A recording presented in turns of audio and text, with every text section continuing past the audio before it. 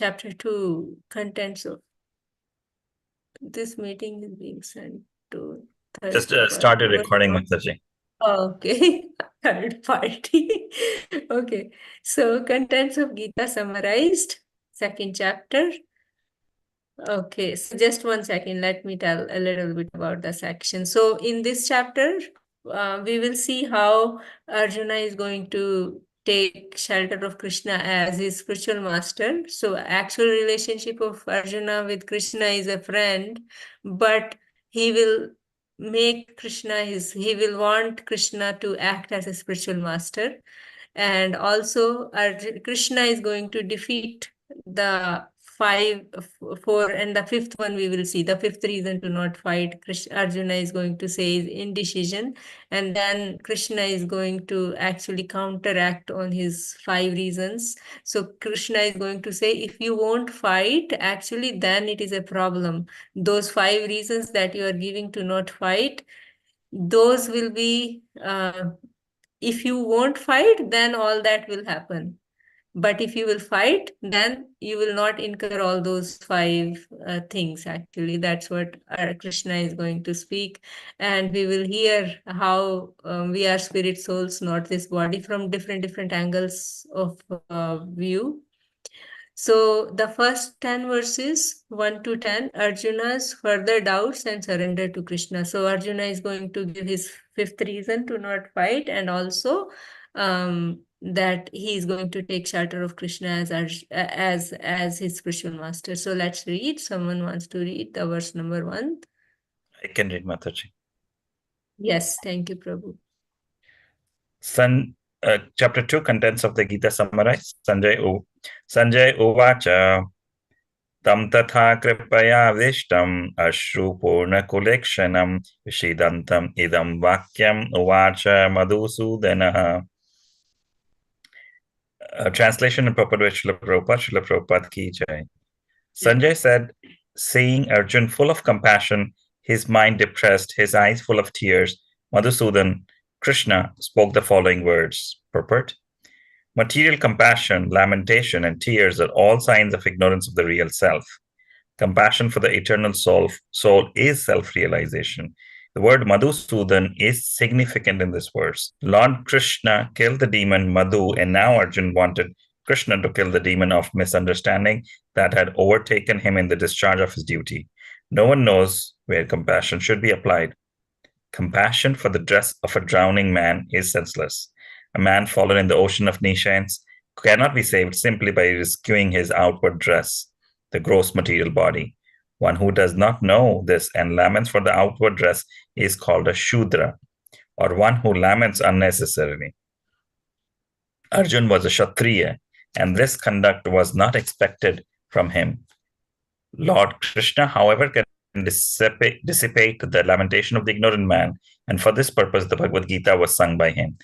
This chapter instructs us in self-realization by an analytical study of the material body and the spirit soul, as explained by the Supreme Authority, Lord Sri Krishna.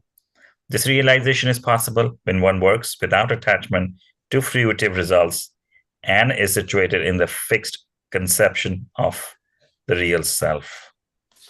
There you go. Hare Krishna. You want to say something, Prabhu? Yeah, no. So after giving these 4 reasons, Sanjay is he's seeing all what is going on. So he sees that Arjun is full of compassion for his relatives, doesn't want to fight. He is depressed. He doesn't know what to do, and he's going to talk about indecision again. And he's going to say something. And to Madhusudan, Krishna is mentioned here as Madhusudan, which is significant because Madhusudan refers to the name of Krishna, which killed the demon Madhu. So, and now Arjun is praying to Krishna to kill his demon of misunderstanding because he really don't know what he should do. And Prabhupada also mentions that if we are just compassionate on the bodily platform, then that's not the right thing. So if somebody is drowning and we're just saving the dress of the body, the clothes of the body, then we are not saving the real person.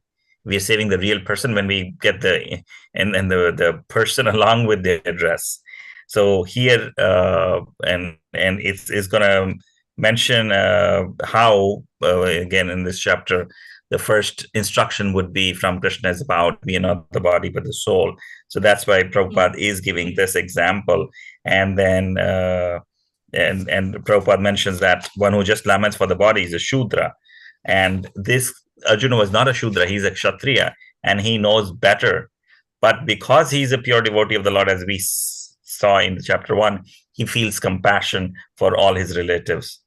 Uh, and then the last sentence, which is very important in the purport, is this realization, the soul realization, the self realization is possible when we work without attachment to fruitive results and are situated in the fixed conception of the real self. So to get to that realization, you have to get away from the fruitive results, and that can Yeah. happen only with bhakti. Yeah. Yeah. Meaning I don't want the result for myself, but I'll just serve, right? Yeah. Yeah. So this point here that Srila Prabhupada is writing, Lord Krishna, however, can dissipate the lamentation of the ignorant man, and for this purpose, this was sung by him. So, meaning actually, Krishna is all powerful, all merciful. So, only by his mercy we can attain that, actually, right? Yeah, and this important point, it came up in first chapter also many, many times. So Arjuna is invoking different names of the Supreme Lord Krishna, depending on what is the need, right? So each and every name, Namna Makkari Bauda Nij Sarva Shakti Tatra Arpita Niyamite Smaranena Kalaha Etadrishi Tava Kripa Bhagavan Mamapi Durdev Drishim Iha Janina Anuraga. Shri Chaitanya Mahaprabhu Sikshastakam verse number 2, that Lord has invested all the potency in all his names, but the problem is I don't have any attraction to the holy name, right? So then what we do? We call out, Krishna, I don't have any attraction, please help me. Now Arjuna is going to say that, I don't know what to do, you please help me. Right? And one more point I want to say about this fruitive activity. Say Srila Prabhupada, or I think Bhakti Siddhanta Saraswati Thakur used to say that the foremost duty of a spiritual master is to convince the disciple that there is no use of engaging in fruitive activities. So get out of it. Yeah, I'm paraphrasing. I don't remember the exact sentence, but it is something like that. That futility of the fruitive activities. So should convince the disciple about the futility of the fruitive engagements. Should we move on? We'll read one more verse and we'll end. Okay, someone wants to read. We'll read Mataji. Oh, this is a big one. Yeah, go ahead, Prabhu. So, verse number 2. Sri Bhagavan Uvacha Kutastva Kashmalam Idam Vishame Samupasthitam Anarya Justam Asavaryam Akirti Karam Arjuna. Translation and purport by His Divine Grace. The Supreme Personality of Godhead said, My dear Arjuna, how have these impurities come upon you? They are not at all befitting a man who knows the value of life. They lead not to higher planets but to infamy. Purport: Krishna and the Supreme Personality of Godhead are identical. Therefore, Lord Krishna is referred as the Bhagwan throughout the Gita. Bhagwan is the ultimate in the absolute truth. The absolute truth is realized in three phases of understanding, namely Brahman or the impersonal of all pervasive spirit, Paramatma or the localized aspect of the Supreme within the heart of all living entities, and Bhagwan or the Supreme Personality of Godhead, Lord Krishna. In the Srimad Bhagavatam, 1.2.11, this conception of the absolute truth is explained thus. Vedanti tattvavidas tattvam yaja jnanam advayam brahmeti paramatmeti bhagavan iti shabdate. The absolute truth is realized in three phases of understanding by the knower of the absolute truth, and all of them are identical. Such phases of the absolute truth are expressed as Brahman, Paramatma, and Bhagwan. These three divine aspects can be explained by the example of the sun, which also has three different aspects, namely the sunshine, the sun's surface, and the sun planet itself. One who studies the sunshine only is the preliminary student. One who understands the sun's surface is further advanced, and one who can enter into the sun planet is the highest. Ordinary students who are satisfied by simply understanding the sunshine, its universal pervasiveness, and the glaring effulgence of its impersonal nature may be compared to those who can realize only the Brahman feature of the absolute truth. The student who has advanced still further can know the Sandis, which is compared to knowledge of the Paramatma feature of the absolute truth.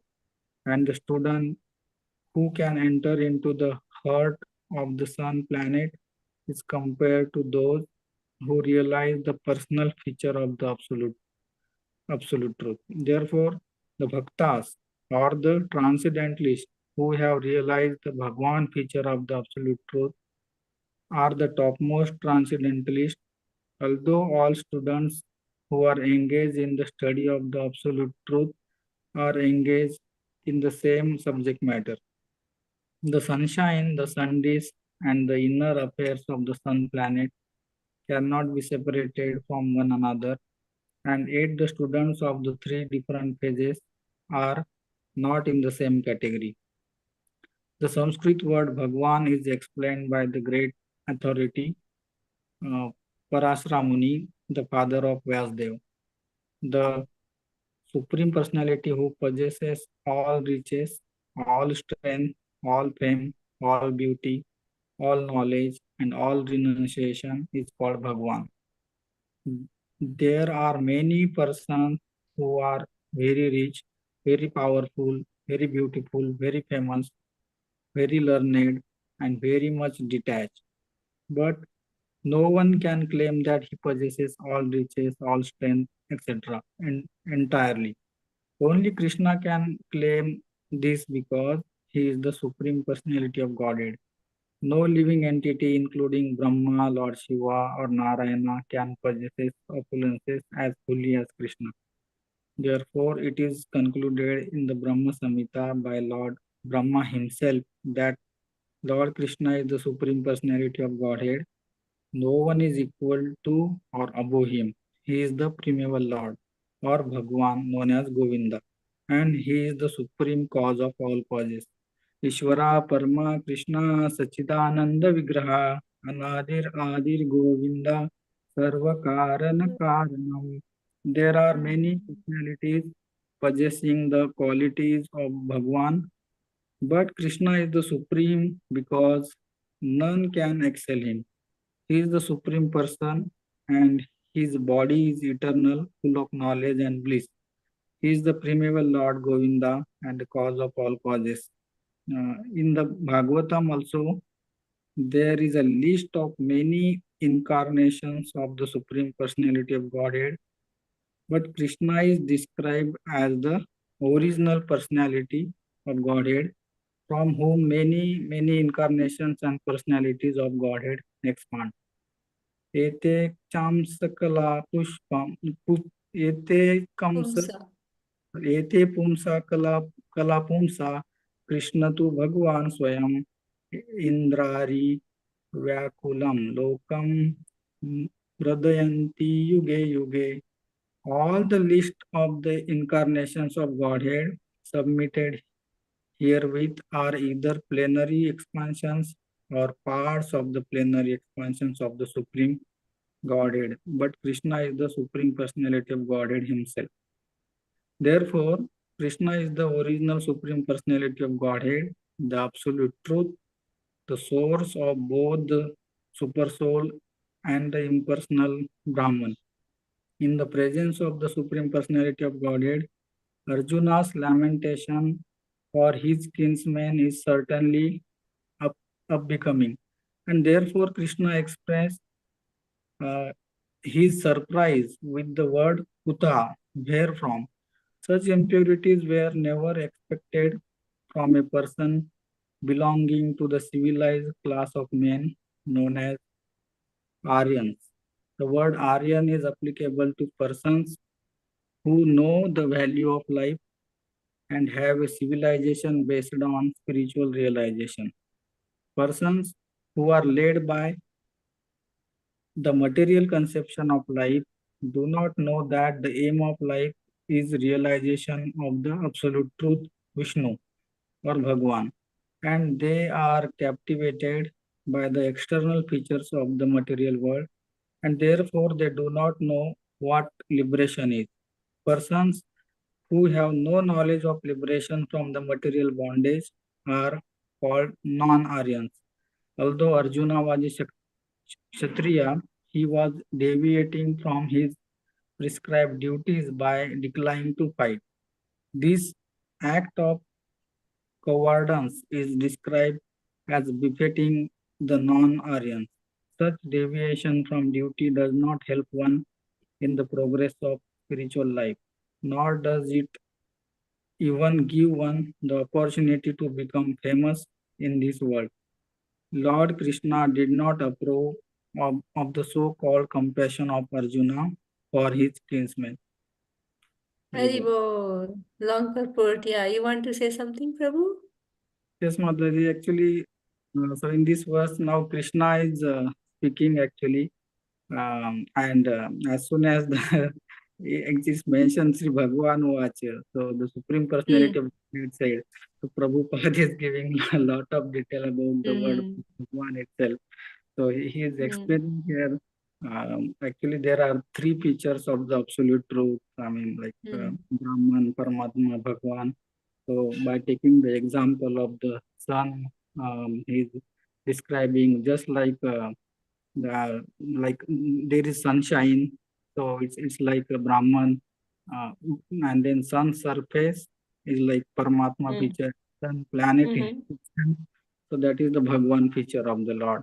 So describing in different ways also by Parashar Muni, the father of Vasudev, he gave the definition of the like Bhagwan. So it's mentioned Krishna is the one who possesses all six six things like right. He is the all rich, he's having all strength, all fame, all beauty, all knowledge, and all renunciation. So that is the Bhagwan definition of Bhagwan. And see, so basically, not even demigod possess. What to speak of others. So and even like Narayan, right? Lord Brahma, Lord Shiva. So they have only like few qualities, but not equal to Krishna.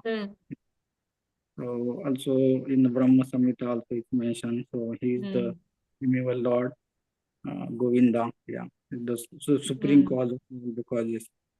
And even in the Bhagavatam also that verse where there are many incarnations of Krishna are mentioned one by one, right? And this verse 1:3:28, right? This verse tells that though there are many incarnations, but the Krishna is also mentioned there in those incarnation, but it's mentioned, but Krishna is not like incarnation. Basically, Krishna is the plenary expansion. I mean, he's the original, basically, in short, I can say that. Yeah. But Krishna is the supreme personality of Godhead himself. Yeah. And now Prabhupada giving actually why Krishna mentioned there that to Arjuna that how have these impurities come upon you. So he's telling basically the one who knows the purpose of life, basically, that will not say this thing. So he mentioned two things, Aryan and non. So Aryans are the one who knows the purpose of life, and non-Aryan are someone. Okay, the person who have no knowledge of liberation from material bondage are called non-Aryan. So basically, telling Arjuna that you are a Kshatriya, and you should know actually the purpose of life, and then there is no reason for you to say like for not fighting. Yeah, he didn't Yeah, like that. it's very, He's very, saying this kind of compassion is basically yeah, not yeah. useful. Mm. Yeah, so it's Srila Prabhupada is writing this that in the presence of the Supreme Personality of Godhead, Arjuna's lamentation for his kinsman is certainly unbecoming. So, and then one point I was just thinking like, so Arjuna is in such a like depressed condition. He's crying and he's forgetting himself. His Gandiva bow is falling from his hand. And Krishna, instead of pampering and pacifying him, he is just bombarding him with this thing. How come have these impurities come upon you? So because and this is he's saying that you are not acting as Kshatriya, which is a Varana ashram dharma, not like you are not acting as a devotee, right? So for us also, there may be many situations where we are not acting like devotees at all. And anyways, we are all kind of Shudras. But yeah, so this was just like Krishna is slapping. He's saying that he's because Arjuna is belonging to the Kshatriya, and he is not just Kshatriya, but he is with the son of Pritha, and he is son of Indra actually, right? He is the son of demigod Indra and Pritha, both like high class people. Like so, when we belong to a family like that, we have a responsibility to act appropriately. Similarly, for us also, we kind of are belonging to ISKCON now, all of us.